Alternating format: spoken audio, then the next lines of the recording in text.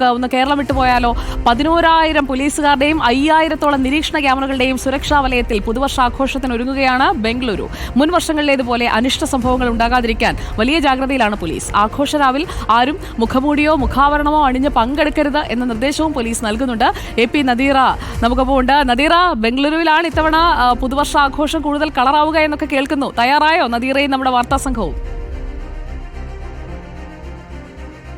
സുജയ, പുതുവർഷാഘോഷത്തിനായി ബംഗളൂരുവിൽ വിപുലമായ സജ്ജീകരണങ്ങളാണ് പോലീസ് ഒരുക്കിയിരിക്കുന്നത്. ഒരു തരത്തിലുള്ള അനിഷ്ട സംഭവം ഉണ്ടാകാതിരിക്കാനുള്ള എല്ലാ മുൻകരുതൽ നടപടികളും എടുത്തിട്ടുണ്ട്. ഞാനിപ്പോൾ നിൽക്കുന്നത് ബംഗളൂരുവിലെ ചർച്ച് സ്ട്രീറ്റിലാണ്. ഏറ്റവും പ്രധാനപ്പെട്ട പുതുവർഷ ആഘോഷങ്ങൾ നടക്കുന്ന ഏറ്റവും പ്രധാനപ്പെട്ട ഒരു ഇടം എന്ന് പറയാം, ഒരു ജംഗ്ഷൻ എന്ന് പറയാം നമുക്ക് ചർച്ച് സ്ട്രീറ്റിനെ.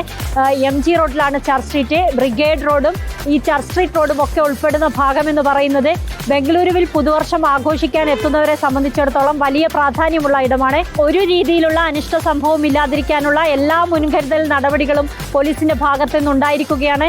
നല്ല രീതിയിൽ ആളുകൾക്ക് ആഘോഷിച്ചു പോകുന്നതിനുള്ള ഒരു സാഹചര്യം ഒരുക്കുക. ഈ ഒരു പുതുവത്സരാഘോഷം എന്ന് പറയുന്നത് മോശം സംഭവങ്ങളൊന്നുമില്ലാതെ അവിസ്മരണീയമായ ഒരു സംഭവമാക്കി മാറ്റുക എന്നത് മാത്രമാണ് പോലീസ് ഉദ്ദേശിക്കുന്നത്.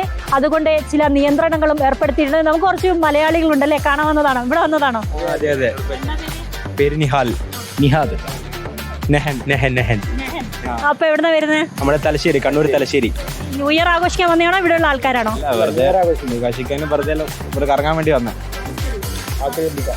ഇവിടെ ഭയങ്കര റെസ്ട്രിക്ഷൻസ് ഒക്കെ ഉണ്ട്. റെസ്ട്രിക്ഷൻസ് അല്ല, സുരക്ഷയ്ക്ക് വേണ്ടിയിട്ട് പോലീസ് ഏർപ്പെടുത്തി. അതിനെ കുറിച്ചൊക്കെ അറിയോ? സുരക്ഷയുടെ കാര്യത്തിൽ വലിയ പ്രശ്നമൊന്നുമില്ല. അത്യാവശ്യം നല്ല സേഫ്റ്റി ആയിട്ട് നടക്കാനും പറ്റുന്നുണ്ട്. ഇപ്പോൾ പല ആൾക്കാർ പറഞ്ഞ് ഫുള്ള് ഫോണും കാര്യങ്ങളും ശ്രദ്ധിക്കും. ഇതുവരെ നമ്മൾ രാത്രി നൈറ്റെല്ലാം കറങ്ങിയിട്ട് ഇതുവരെ ഒരു പ്രശ്നങ്ങളൊന്നും ഉണ്ടായിട്ടില്ല. എല്ലാവർക്കും സുരക്ഷയെ പറ്റിയൊക്കെ അറിയാം ഇവിടുത്തെ അല്ലേ? ഒരുപാട് CCTV ക്യാമറകളൊക്കെ ഉണ്ട്, സൂക്ഷിക്കണം.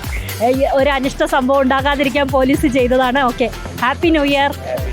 അപ്പോൾ സുജയ, തലശ്ശേരിയിൽ നിന്ന് ആഘോഷിക്കാൻ വേണ്ടി വന്ന ആൾക്കാരാണ് ഈ 3 പേര്. ഇതുപോലെ നിരവധി പേര് കേരളത്തിൽ നിന്ന് ഈ സമയമാകുമ്പോൾ, കേരളത്തിൽ നിന്ന് മാത്രമല്ല മറ്റ് സംസ്ഥാനങ്ങളിൽ നിന്നൊക്കെ ബംഗളൂരുവിലെ ന്യൂ ഇയർ ആഘോഷം കാണുന്നതിനായി വരുന്നത് ഒരു പതിവാണ്. വിപുലമായ സജ്ജീകരണങ്ങളോടെ ഈ പുതുവർഷം ആഘോഷിക്കാനായി 2025 വരവേൽക്കാനായി ബംഗളൂരു നഗരം ഒരുങ്ങുകയാണ്.